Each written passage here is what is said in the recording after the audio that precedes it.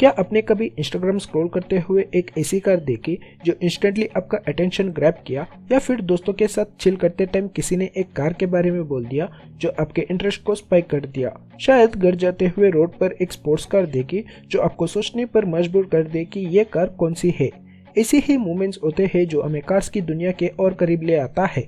लेकिन जब आप उस कार को ऑनलाइन सर्च करते हो तो पता चलता है कि वो कार इंडिया में अवेलेबल ही नहीं है। तब आपके दिमाग में एक ही सवाल आता है, क्या मैं उस कार को खरीद सकता हूँ? यहीं पर इंपोर्ट का कॉन्सेप्ट एंटर करता है। सोचिए, आपने कड़ी मेहनत से अपने सपने को पूरा किया है और अब आप उस लाइफ को जी रहे हैं जो आप हमेशा से चाहते थे। आपने अपनी वेल्थ कमाई है और अब वक्त है अपनी ड्रीम कार को लेने का, वही कार जो आप हमेशा एडमायर करते थे। लेकिन वो कार इंडिया में अवेलेबल नहीं है और अब पैसे की कोई टेंशन नहीं है, क्योंकि आप उस एलिट लेवल पे पहुंच चुके हैं जहां आपके और आपके ड्रीम कार के बीच सिर्फ एक चीज़ है, और वो है इसे यहाँ कैसे लाया जाए ये समझना। अब चलिए इस सपने को रियलिटी में बदलते हैं। अपने आप को एक सक्सेसफुल बिजनेसमैन, एक फेमस स्पोर्ट्स पर्सन या फिर एक सेलिब्रिटी के रूप में इमेजिन कीजिए।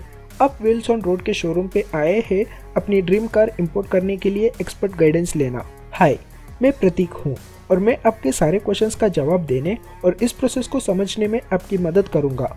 हम स्पेशलाइज करते हैं कार्स को इंपोर्ट करने में और मैं आपको गाइड करने वाला हूँ कैसे आप अपने ड्रीम कार इंडिया ला सकते हैं।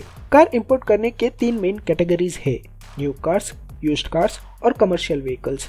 अगर आप एक न्यू कार इंपोर्ट करना चाहते हैं तो सबसे पहले ये ध्यान रखिए कि आपकी कार इंडिया के बाहर बननी चाहिए और ब्रांड न्यू होना चाहिए। मतलब कार को कभी भी किसी भी कंट्री में सेल, लीज या लोन पर नहीं दिया गया हो और आपको उसका पहला ओनर होना जरूरी है। इसके अलावा कार का कोई भी पुराना हिस्ट्री नहीं होना चाहिए। अगर आप लग्जरी कार जैसे जर्मनी की BMW या इटली की फेरारी इंपोर्ट करना चाहते हैं तो ये कार्स डायरेक्टली उन्हीं देशों से आनी चाहिए। ये रूल इसलिए है ताकि कार की इंटरनेशनल क्वालिटी और एक्सक्लूसिविटी बनी रहे। इससे ये इंश्योर होता है कि कार की कंडीशन अच्छा हो और ट्रांजिट के दौरान कोई अनवांटेड मॉडिफिकेशंस ना हो। इंडिया में ड्राइविंग लेफ्ट हैंड साइड होती है, इसलिए आपकी इंपोर्टेड कार का steering wheel right hand side पर होना चाहिए। एक और ज़रूरी बात, हेडलाइट्स को लेफ्ट साइड पर फोकस करना चाहिए ताकि सामने से आने वाले ट्रैफिक को ग्लेयर ना हो। और हाँ, स्पीडोमीटर का यूनिट भी किलोमीटर पर आवर होना चाहिए, ना कि माइल्स पर आवर। इंडिया में स्पीड लिमिट हमेशा किलोमीटर पर आवर में होती है, इसलिए आपके कार का speedometer accurately kilometre per hour दिखाना चाहिए। अब बात करते हैं कि अगर आपको एक यूज्ड कार इंडिया में इंपोर्ट करनी हो तो कौन से रूल्स फॉलो करना पड़ेंगे। सबसे पहले गाड़ी का मैन्युफैक्चरिंग ईयर चेक करना ज़रूरी है।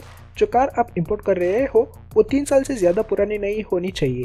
नई गाड़ियों में मैकेनिकल इश्यूज कम होते हैं और रिपेयर का खर्चा भी बढ़ जाता है। कार का लीगल स्टेटस क्लियर होना चाहिए। गाड़ी लोन, लीज्ड, रजिस्टर्ड या फिर प्रॉपरली सोल्ड होनी चाहिए। सारे डॉक्यूमेंट्स और पेपर वर्क कंप्लीट होना चाहिए ताकि इंपोर्ट में कोई प्रॉब्लम ना हो।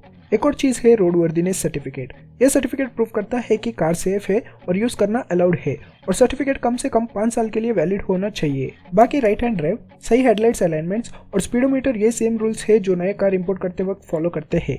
अगर आप कमर्शियल कार इंपोर्ट करने की सोच रहे हो तो पैसेंजर कार्स के कंपैरिजन में कमर्शियल व्हीकल्स इंपोर्ट करना थोड़ा टफ होता है, क्योंकि इनके लिए एक्स्ट्रा सेफ्टी और कंप्लायंस रिक्वायरमेंट्स होती है।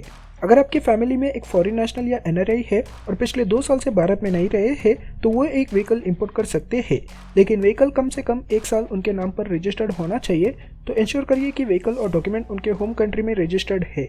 अगर आपने अपने किसी रिश्तेदार से जो विदेश में रहते थे और अब उनका देहांत हो चुका है और आपने उनका व्हीकल इनहेरिट किया है तो आप इसे भारत ला सकते हैं। इसके लिए आपको प्रॉपर लीगल डॉक्यूमेंट दिखाने होंगे जो प्रूव करे कि अब ये व्हीकल आपका है। फिजिकली चैलेंज्ड इंडिविजुअल्स के लिए एक स्पेशल रूल है। अगर आप स्पेशली मॉडिफाइड व्हीकल इंपोर्ट करना चाहते हैं जो आपकी नीड्स के अकॉर्डिंग कस्टमाइज किया गया हो तो आप इसे ला सकते हैं। अगर आप एक इंडियन बिजनेस ओन करते हैं जिसमें फॉरेन इन्वेस्टमेंट है तो आप अपने बिजनेस ऑपरेशंस के लिए व्हीकल इंपोर्ट कर सकते हैं। ये उन बिजनेस के लिए काफ़ी हेल्पफुल हो सकता है जो ग्लोबली एक्सपेंड कर रहा है। फॉरेन कंपनीज जो भारत में अपनी ब्रांचेस ऑपरेट कर रही है वो भी बिजनेस पर्पस के लिए व्हीकल्स इंपोर्ट कर सकती है। अगर आप किसी रिलीजियस मिशनरी या चैरिटेबल ट्रस्ट का पार्ट है तो आप अपने ट्रस्ट के प्रोजेक्ट्स के लिए व्हीकल्स इंपोर्ट कर सकते हैं, लेकिन इन व्हीकल्स का यूज सिर्फ ट्रस्ट के काम के लिए ही होना चाहिए। ऑनररी काउंसिल्स जो मिनिस्ट्री ऑफ एक्सटर्नल अफेयर्स की रिकमेंडेशन के साथ अपॉइंटेड होते हैं वो भी व्हीकल्स इंपोर्ट कर सकते हैं। एक्रेडिटेड जर्नलिस्ट और प्रेस इंफॉर्मेशन ब्यूरो द्वारा सर्टिफिकेशन मिला है तो वो भी अपने काम के लिए व्हीकल्स इंपोर्ट कर सकते हैं। कुछ कार्स ऐसी होती है जो इंडिया में इंपोर्ट करना कम्प्लीटली बैंड है। अगर आपकी डिजायर्ड कार्ड बैन लिस्ट में है तो चाहे जितना भी ट्राई कर लो, आप उसे इंडिया नहीं ला सकते। इसलिए रूल्स को पहले समझना और चेक करना बहुत जरूरी है। जो कार्स इंडिया के सेफ्टी, एनवायरमेंटल और लीगल स्टैंडर्ड्स को मीट नहीं करती, उनका इंपोर्ट अलाउड नहीं है। एक और रूल जो ध्यान में रखना चाहिए वो है कार के इंजन साइज। इंडिया में 1000 सीसी से 2500 सीसी के बीच इंजन कैपेसिटी वाली कार का इंपोर्ट बैन है। अगर आपकी कार का इंजन इस रेंज में है तो लीगली आप उसे इंपोर्ट नहीं कर सकते। कार इंपोर्ट करने के लिए दो मेन तरीके हैं। पहला है कि आप डायरेक्टली मैन्युफैक्चरर से कार इंपोर्ट करें, या दूसरा ऑप्शन है कि आप किसी एजेंट की मदद लें। अगर आप खुद से ये प्रोसेस हैंडल करना चाहते हैं तो आपको सारे पेपर वर्क और प्रोसेस को मैनेज करना पड़ेगा। दूसरा तरीका है एजेंट हायर करना। अगर आपको ये सब खुद से करना मुश्किल लग रहा है तो एजेंट आपकी मदद कर सकते हैं। वो आपके लिए सब कुछ हैंडल करेंगे, इंपोर्ट करने से लेकर कार को इंडिया में रजिस्टर करने तक। लेकिन चाहे आप खुद से करें या एजेंट हायर करें, सही डॉक्यूमेंट्स होना बहुत ज़रूरी है ताकि आप लीगल और रेगुलेटरी स्टैंडर्ड्स को फॉलो कर सके। ये डॉक्यूमेंट्स आपको स्मूथ प्रोसेस के लिए हेल्प करेंगे और डिलेस या पेनल्टी से बचाएंगे। तो देखते हैं कि कौन सा की डॉक्यूमेंट्स आपको ज़रूरत पड़ेंगे जब आप कार इंपोर्ट करते हैं। पहला डॉक्यूमेंट है इनवॉइस ऑफ द व्हीकल। ये कार का बर्थ सर्टिफिकेट है, ऑफिशियल प्रूफ ऑफ परचेस, जो ये बताता है कि आपने कितने पैसे दिया और आपकी कार का स्पेसिफिकेशंस क्या है। दूसरा डॉक्यूमेंट है इंश्योरेंस पॉलिसी। ये आपकी कार का सूट ऑफ आर्मर है जो उसे सी वॉयज के दौरान प्रोटेक्ट करता है। ये इंश्योर करता है कि आपकी पॉलिसी इंटरनेशनल शिपिंग को कवर करे। अगला है GATT डिक्लेरेशन। ये थोड़ा फैंसी लगता है, लेकिन ये एक फॉर्म है जो प्रूफ करता है कि आपका इंपोर्ट इंटरनेशनल ट्रेड रूल्स के अकॉर्डिंग हो रहा है। बैंक ड्राफ्ट का भी रोल है। ये आपका ट्रेजर मैप है जो कस्टम ड्यूटीज और चार्जेस को पे करने के लिए यूज होता है। बिल ऑफ लीडिंग या सीवे बिल, ये आपकी व्हीकल का ट्रैवल डायरी है जो उसके जर्नी को डिटेल करता है, ओरिजिन पोर्ट से लेकर फाइनल डेस्टिनेशन तक। इंपोर्ट लाइसेंस भी जरूरी है। ये directorate general of foreign trade DGFT से मिलता है और ये आपकी कार को इंडिया में एंटर करने का टिकट है। परचेस ऑर्डर या लेटर ऑफ क्रेडिट, ये डॉक्यूमेंट प्रूफ है कि फाइनेंशियल ट्रांजैक्शन आप और सेलर के बीच सही तरीके से हुआ है। टेस्ट रिपोर्ट भी जरूरी है। ये कार का फिटनेस सर्टिफिकेट है जो बताता है कि आपकी कार इंडिया के सेफ्टी और एमिशन स्टैंडर्ड्स को मीट करती है। कुछ स्पेसिफिक इंपोर्ट कैटेगरीज के लिए और भी डॉक्यूमेंट्स हो सकते हैं, जैसे DEEC, DEPB या ECGC सर्टिफिकेट्स। ये टैक्स एग्जाम्पशंस या एक्सपोर्ट क्रेडिट गारंटी से रिलेटेड होते हैं। रोड वर्दीनेस सर्टिफिकेट भी जरूरी है। यह सर्टिफिकेट एक्सपोर्टिंग कंट्री के टेस्टिंग एजेंसी से मिलता है जो प्रूफ करता है कि कार इंडिया के रोड्स के लिए फिट है। आखिरी डॉक्यूमेंट है return proof of compliance certificate. यह आपका प्रॉमिस है कि आप 6 महीने के अंदर कंप्लायंस सर्टिफिकेट प्रोवाइड करेंगे जो आपके व्हीकल को इंडियन स्टैंडर्ड्स के अकॉर्डिंग कंफर्म करेगा।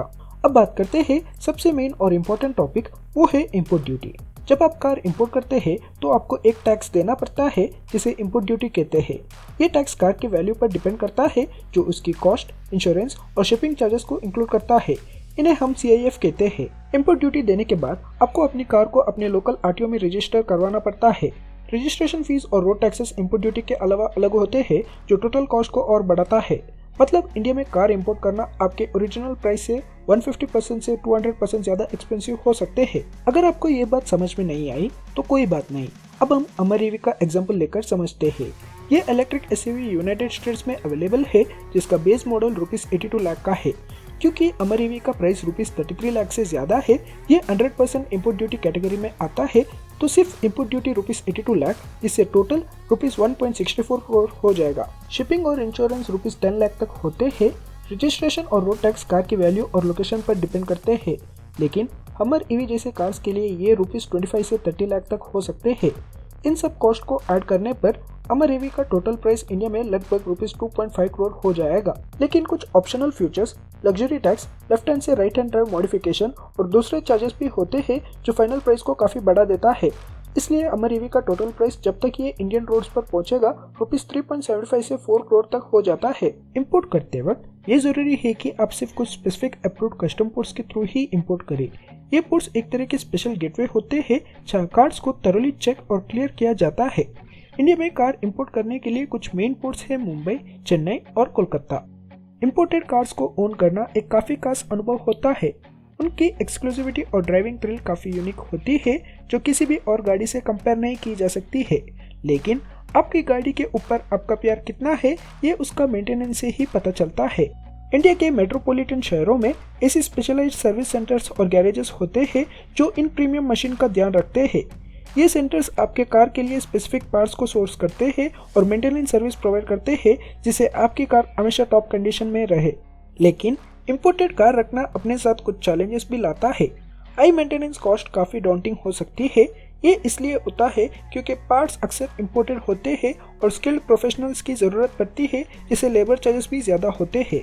स्पेयर पार्ट्स भी कभी कभी एक चैलेंज बन जाती है। नॉन एसेंशियल पार्ट्स जल्दी से नहीं मिल पाता है, जिससे रिपेयर्स में डिलेज हो सकते हैं। और जैसे जैसे इंपोर्टेड कार पुरानी होती जाती है, उनकी रिलायबिलिटी भी कम हो जाता है। इंपोर्टेड कार बेचने का प्रोसेस भी अपने आप में एक जर्नी है। अच्छी बात यह है कि कुछ लग्जरी इंपोर्टेड कार्स अपनी वैल्यू को अच्छा खासा रिटेन कर लेती है।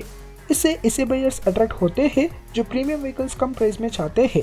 अगर आपके पास कोई रेयर इंपोर्टेड कार है तो नीश मार्केट में ऐसे कार्स के लिए बायर्स मिलना आसान हो सकता है, लेकिन सेलिंग प्रोसेस भी अपने प्रॉब्लम्स के साथ आता है। इंपोर्टेड कार्स को स्टीप डिप्रिसिएशन फेस करना पड़ता है, खासकर अगर मेंटेनेंस रिकॉर्ड्स क्लियर नहीं होते।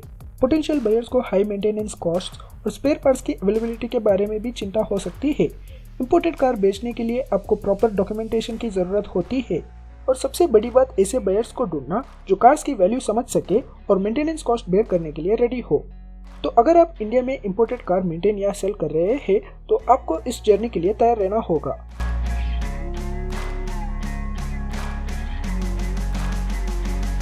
And that's it for importing cars to India. आपको ये कैसी लगी कमेंट करके ज़रूर बताएं, और ऐसी ही अपडेट के लिए हमारे चैनल व्हील्स ऑन रोड को सब्सक्राइब करना ना भूलिए। अगली बार एक नए अपडेट के साथ मिलेंगे, तब तक बने रहिए हमारे साथ। Stay tuned, take care and bye bye.